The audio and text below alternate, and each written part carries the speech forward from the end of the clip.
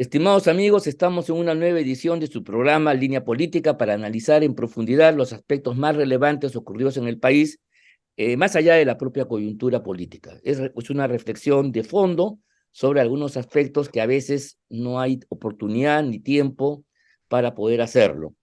Este es un programa que se transmite por VES TV de VES Cable, el canal VHTV de Cable Más, por Conectado TV y La Vieja Republicana. Soy Ángel Delgado y aquí en compañía de Enrique Valderrama vamos a desarrollar los incidentes de este programa. Quisiera hacer una pequeña recordación, amigos. En el último programa nos introducimos en el tema constitucional, que si bien ha amainado un poco porque, en fin, cayó Castillo, ha estado muy presente en el ambiente político nacional, y lo que hicimos en el anterior programa fue analizar el contexto, cómo hemos llegado a que una buena parte de los ciudadanos del Perú, y más aún un gobernante, pueda hacer del cambio constitucional una política cotidiana con todos los peligros y problemas que eso trae. Y entonces nos dedicamos, en el programa anterior, recordarán ustedes, a analizar el contexto político que explica el momento actual. En este momento vamos a darle en alguna medida continuidad a lo dicho en aquella oportunidad, analizando ya la propuesta no del cambio constitucional en abstracto, con el cual algunos pueden estar de acuerdo, otros no, sino en el tipo de cambio constitucional que nos planteó el castillismo y particularmente la izquierda en el Perú, como réplica de un programa general de toda la izquierda latinoamericana radical, agrupada en el Foro de Sao Paulo y en el Grupo de Puebla. Entonces vamos a discutir eso, ya no vamos a discutir la necesidad del cambio y las críticas, porque repito, sobre eso tenemos los demócratas opiniones distintas. Yo creo que se puede cambiar la actual constitución, pero al mismo tiempo sí planteo que hay que hacer un frente común de rechazo enfático a la posibilidad de que nuestro país adopte una constitución como la venezolana, como la ecuatoriana o como la boliviana especialmente, o como lo que se quería hacer en Chile, que felizmente terminó en una consulta popular donde casi el 70% de los ciudadanos rechazaron el mamotreto que se hizo ahí. Enrique, ¿cómo estás? Muy Muy buenas buenas tardes. tardes, Ángel. En Tu opinión al efecto, respecto, ¿qué te parece esto? hemos analizado el contexto histórico, el surgimiento de la Constitución del 93 y los debates y las impugnaciones iniciales en esa etapa histórica. Y el día de hoy hay que empezar a dibujar de alguna u otra manera el debate actual que se ha generado sobre todo en los últimos años alrededor del hecho del éxito electoral de Perú Libre, de Castillo finalmente en el poder, más allá de una elección controvertida o no, en donde uno de los tópicos más importantes de la campaña, por lo menos que más repetía en los medios de comunicación él y sus voceros, ha sido sin duda el de la Asamblea Constituyente. No hablo de un cambio constitucional a través de una reforma parcial de la Constitución, cuestión que está contemplada en la misma Constitución, que la contempla, sino de una figura que para todo efecto práctico en realidad no existe, digamos, en la actual Constitución, como es la Asamblea Constituyente.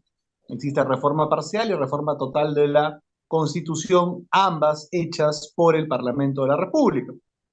No existe como tal esa figura de la Asamblea Constituyente, por lo tanto habría que hacer una modificación a la misma actual Constitución para permitir esta posibilidad.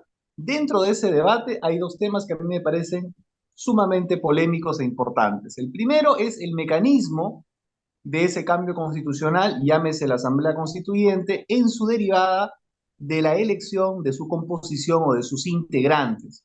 Se planteaba desde las filas de Perú Libre y de la izquierda radical, en realidad, que debía ser pues una perspectiva casi corporativista, en el sentido de que la mitad o el 40% de la Asamblea sean en realidad líderes sociales obviamente que iban a terminar siendo acreditados por el Estado, por el gobierno en particular, e iban a constituir pues una mayoría bastante compleja que iba a terminar haciendo la constitución a la imagen y semejanza de las pretensiones autoritarias, como se demostró con Castillo de la Constitución.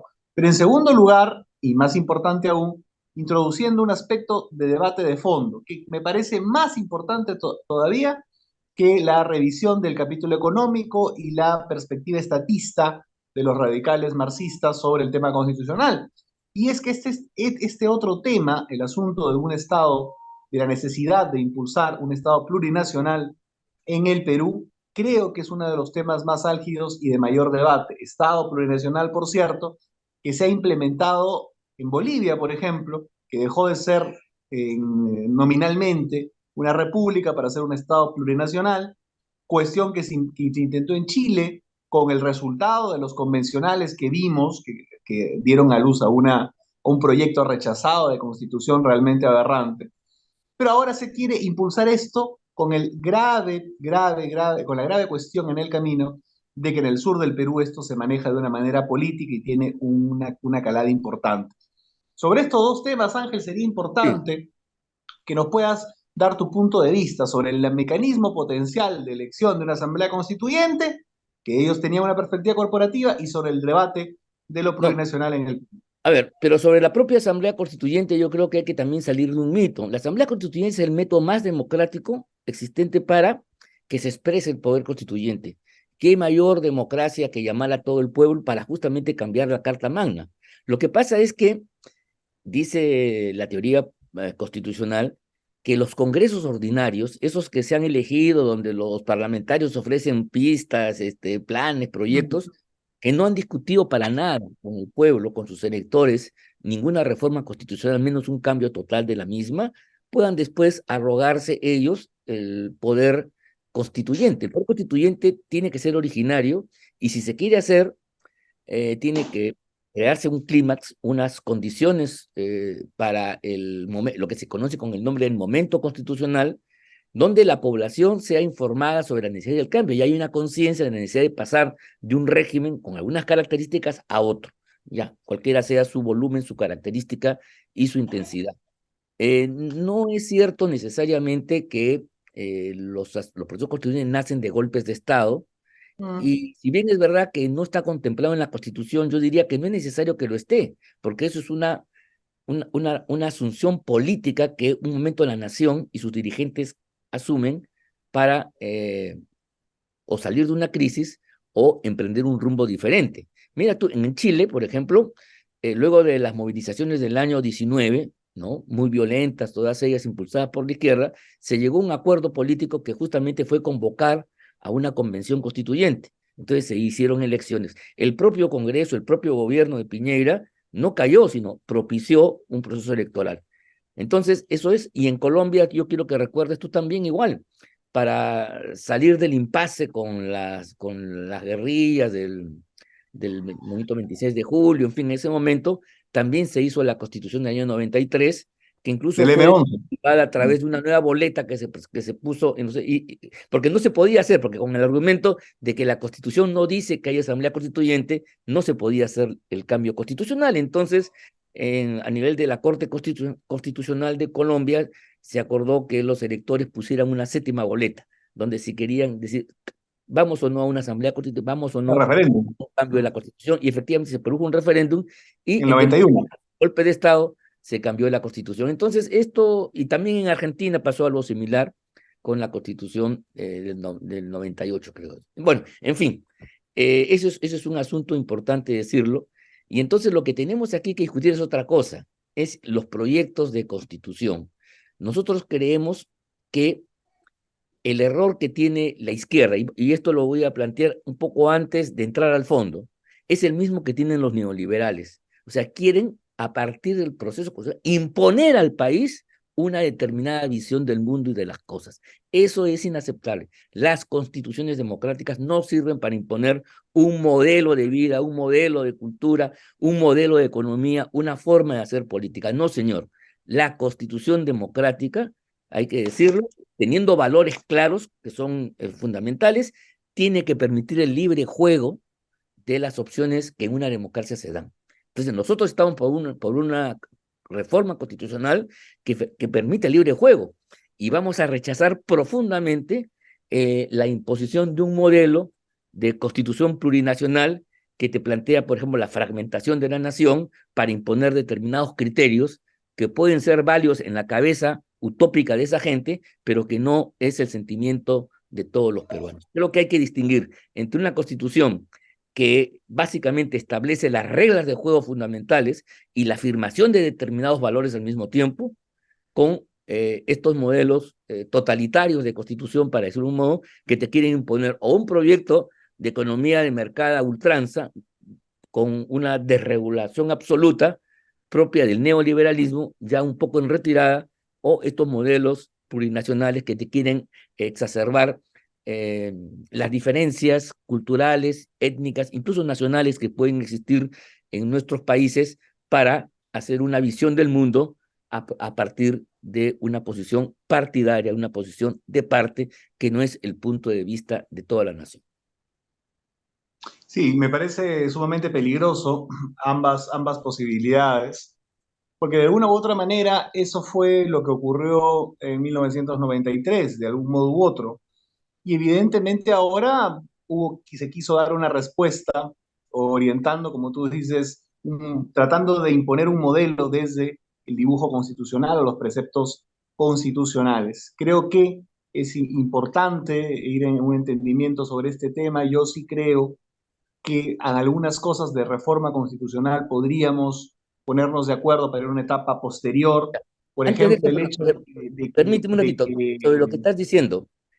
Por ejemplo, yo creo que debemos de rescatar una especie de dogma, si vale la pena, la economía social de mercado. Eso sí debe ser un valor de nuestra constitución económica, pero la economía social de mercado permite una amplitud, no es una línea, no es un programa político económico, no, para es nada, parte, para digamos. nada, para nada. A eso me refiero.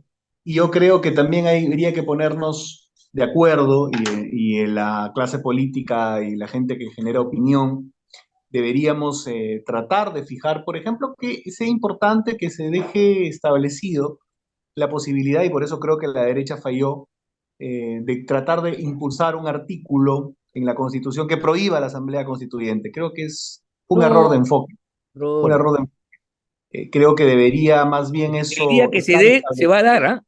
El día que se y dé, el de- por la fuerza de los hechos, por por la supuesto, fuerza de por los hechos. supuesto. Yo creo que estamos próximos, no creo que estemos en este momento, ya en un momento constituyente, pero sí estamos próximos a que se genere en pocos años y creo que es importante estar preparados para ese debate. Vamos a seguir profundizando estos conceptos en la segunda parte de Línea Política tras la pausa comercial. Ya regresamos. Correcto.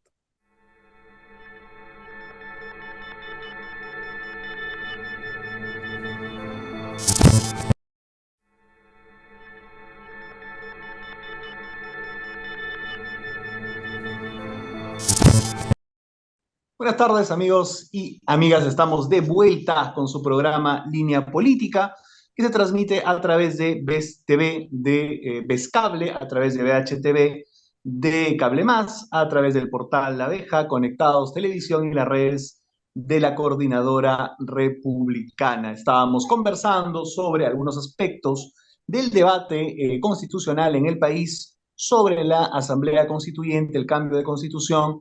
Y en esta segunda etapa sería importante entrar ya a los aspectos más llamativos de las ideas fuerza que impulsa cierto sector, que es la izquierda marxista, alrededor del tema de lo plurinacional, algo que me preocupa muchísimo porque desde mi punto de vista está dirigido a destruir el Estado-nación, evidentemente a debilitar el poder y la soberanía de la patria. Y esto además se une con cierta tradición de determinadas zonas de tener una identidad, digamos, propia. Y creo que desde otras perspectivas hemos defendido esto como algo positivo, desde un enfoque de la multiculturalidad, pero lo plurinacional es una cuestión diferente. Y dicho sea de paso, además, tiene también un correlato europeo. Vemos lo que está sucediendo con los nacionalismos, por ejemplo, catalanes, vascos, etcétera. Y esta tendencia a ir hacia identidades cada vez más pequeñas, abortando de alguna u otra manera los proyectos nacionales mayores, me parece sumamente peligroso. Creo que en el Perú es lo que se intenta y fundamentalmente darle fuerza indirectamente al proyecto escisionista del Perú de la parte sur de algunos activistas que incluso vienen hacer propaganda desde Bolivia, que creo que están bastante interesadas en que esto suceda con el país. Me refiero a los radicales de Bolivia, la gente que estaba alrededor de Evo, a pesar de que haya cuestiones o contradicciones internas. Este Sí, tema de lo plurinacional tampoco, como digo, es nuevo, ya tiene algunos años en Bolivia, como he mencionado, fue icónicamente representado en lo político por Evo, pero en lo conceptual, digamos, por el vicepresidente García Linera. Y evidentemente se implementó también en Chile, ahora en la Convención Constitucional, y ahora aparece en el Perú en términos prácticos más que de debate conceptual, al que creo que hay que orillar. ¿Cómo ves este asunto, esta no, máxima de lo es muy plurinacional? importante, porque justamente esa es la bandera principal de quienes esgrimen un cambio constitucional, a mi juicio, antidemocrático y antinacional, al cual tenemos que estar en contra. Creo que hemos distinguido en la primera parte de este programa la diferencia en estar de acuerdo con un cambio constitucional, incluso por una asamblea constituyente, si así fuera necesario, de el modelo de cambio que nos plantean estos radicales, extremistas y izquierdistas, que tiene consecuencias antidemocráticas, autoritarias y antinacionales. Dicho esto, yo creo que efectivamente hay que recordar que los procesos de constituciones tienen que ver con la generación de naciones. Eso fue a fines del siglo XVIII, comienzos del siglo XIX. Hay un profundo movimiento nacional que hay que recordar y en el cual entonces este movimiento implicó la formación de estados independientes que ya no reconocían la soberanía de un monarca, de una familia, sino depositaban el poder en la propia nación, ¿correcto? Y por lo tanto, entonces, los procesos de constitucionalización tienen que ver con los procesos nacionales. Y por eso, entonces, cuando se produce la emancipación, las repúblicas se abocan a la tarea de construir naciones, ¿no? Porque efectivamente el sentimiento nacional en ese momento todavía era inicial, era pequeño, en fin, había la geografía, las diferentes etnias, todavía el sentimiento de Perú era muy vago, muy general, habían expresiones como en el Mercurio peruano, pero eran generales. Entonces, la tarea de republicana por excelencia era la construcción de una nación, y así lo dijeron las izquierdas y las derechas, ¿no? La construcción de la nación. Inclusive las izquierdas decían que la nación en el siglo XX todavía estaba inconclusa, pero todos partían de la idea de una nación. A partir del post-marxismo del siglo XXI y aquí en América Latina, por influencia alguna de Europa y de España en particular, se viene Ujú. cuestionando la idea de nación, que la nación no es una cosa homogénea, sino que tiene particularidades, tiene divisiones, y entonces, con mucha sutileza y sin que nos demos cuenta, nos empiezan a plantear la existencia de otras nacionalidades llamadas originarias que fueron sucumbidas por el proceso colonial de coloniaje y por lo tanto la forma democrática es resucitarlas de alguna manera. Y aunque parezca paradójico, esto que puede ser un discurso antropológico curioso y discutible, claro está, ha tenido acogida en dos países de nuestra América, en Bolivia y en el Ecuador. ¿Te das cuenta? Y entonces ahí se ha constituido una constitución con otras características. Porque mira tú, cuando se dice de Estado plurinacional, no se está diciendo solamente que se reconocen a otras nacionalidades, quechos, aymaras, qué sé yo, sino lo que se está diciendo, por ejemplo, que los sistemas de representación política cambian. Tú lo has dicho, lo has adelantado. En el sistema democrático de una nación, el proceso de representación política responde al principio de un ciudadano, un voto. Todos somos ciudadanos iguales, ¿no? Iguales en derechos y participamos en la vida política, nos podemos agrupar a partir de nuestras ideas y concurrimos a formar la voluntad popular. Pero ¿qué pasa si alguien te dice que aquí hay naciones? Y entonces ya la formación de la voluntad popular no se hace a partir de la consulta a la nación, sino a las diferentes naciones. Entonces tú tienes una representación, tú has usado la palabra corporativa. Te has corporativizado la representación política y no solamente en el Congreso, donde hay cuotas de distintos grupos, creo que en Bolivia hay tanta y tanta nacionalidad, y eso le permite a Evo Morales y su partido, el MAS, tener mayoría, sino también en la justicia. La justicia en Bolivia no es una justicia de la ley igual para todos, sino hay leyes y justicias para los diferentes. Aquí lo hemos visto con las rondas campesinas, cuando colgaban a unas mujeres, ¿te acuerdas tú? ¿No? Ellos decían que esa es la otra justicia. Y ese tipo es lo que quieren que se reconozca en el Estado constitucional. Eso es inaceptable, y ese es el peligro de la plurinacionalidad. Además, que en el caso concreto del Perú podría llevar perfectamente a la fractura del territorio nacional, porque con la idea de que hay repúblicas aymaras en Bolivia, en Puno y en Chile, entonces el problema, como ofreció Castillo, y hay que recordarlo siempre, una salida al mar con soberanía para Bolivia adquiere pleno contenido y plena realidad. Ese es el problema de la plurinacionalidad, creo yo. Creo que es una cuestión sumamente complicada y es orientado políticamente, como digo, para impulsar una agenda que beneficie el hecho de el debilitamiento de los territorios, su reducción a porciones más pequeñas. Curiosamente, esto es extraño porque se supone que esto está más ligado a la idea de la izquierda radical marxista, que digamos era enunciativamente antiimperialista, ¿no? Pero las potencias, creo, por ejemplo, en el caso de Europa, van a poder, o las grandes corporaciones, van a poder penetrar con reglas de juego menos potentes en unidades más fragmentadas, curiosamente.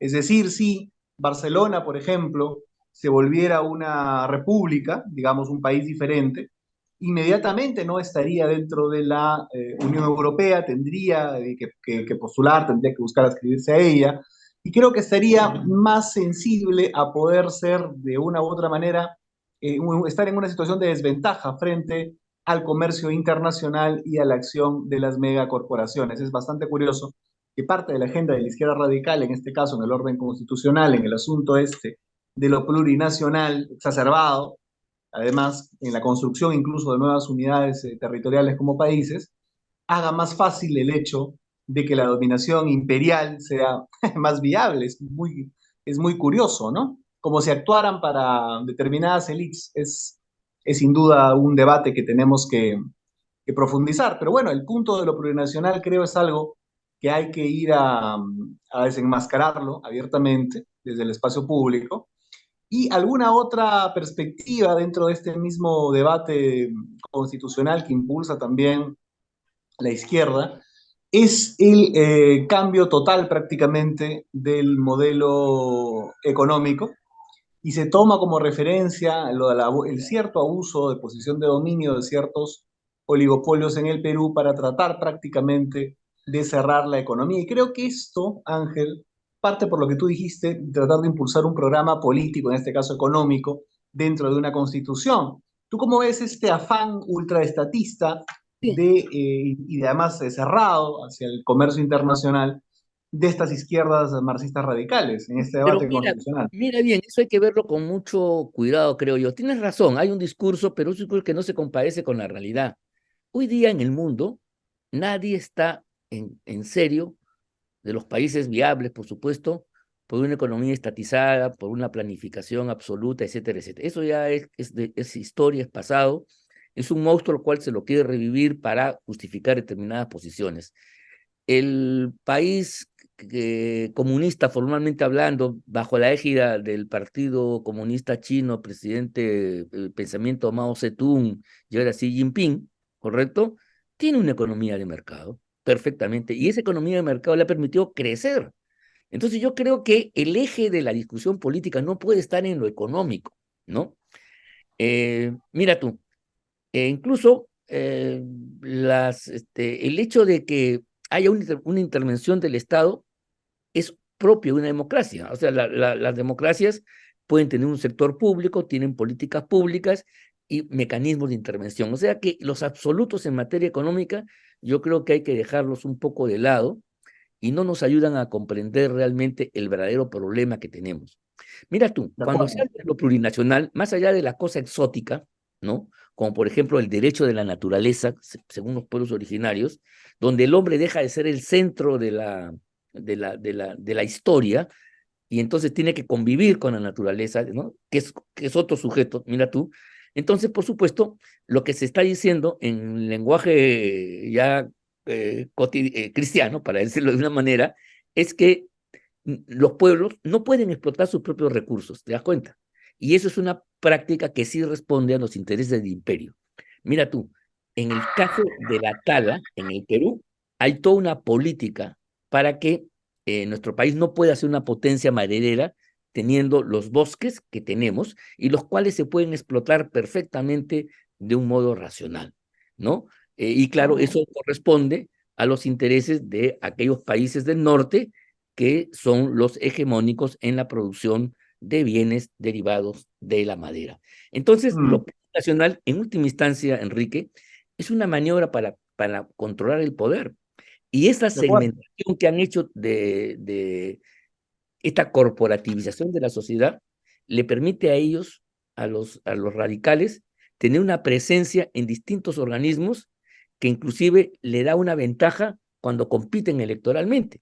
Si tú tienes, por ejemplo, una cuota parlamentaria que viene directamente de las etnias, de las nacionalidades, ¿no? Ya te está poniendo un piso determinado y si al mismo tiempo hay la producción de una cultura, la batalla cultural aquí es importante, que te va diciendo eh, que, que te va vendiendo una serie de premisas, por ejemplo, en la cual, en fin, hay que estar en contra de la tradición occidental, de los valores de la independencia, que fue una sumisión de nuestros pueblos al imperio de aquella época. Entonces, lo que te están diciendo o lo que están creando son condiciones para una nueva hegemonía. Por eso es que el MAS, De acuerdo. partido de Evo Morales, tiene hegemonía en Bolivia y eso hay que reconocerlo objetivamente. Han logrado una transformación. Álvaro García Linera, que es el que fue el vicepresidente, el gran teórico de esto, decía que han logrado indianizar Bolivia. O sea, entonces, ese es el problema. En lugar de buscar la composición de la nación boliviana, han indianizado Bolivia. Entonces, claro, y lo eso de república plurinacional lo mantienen todavía, pero en el fondo han cambiado una correlación de fuerzas para establecer una nueva hegemonía bajo un color y unas apariencias aparentemente distintas.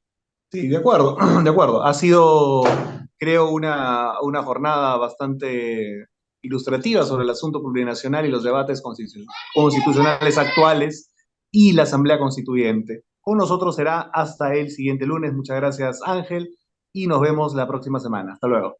Hasta la próxima, un fuerte abrazo a todos ustedes y creo que temas como estos son los que debemos profundizar de vez en cuando. Muchas gracias a todos.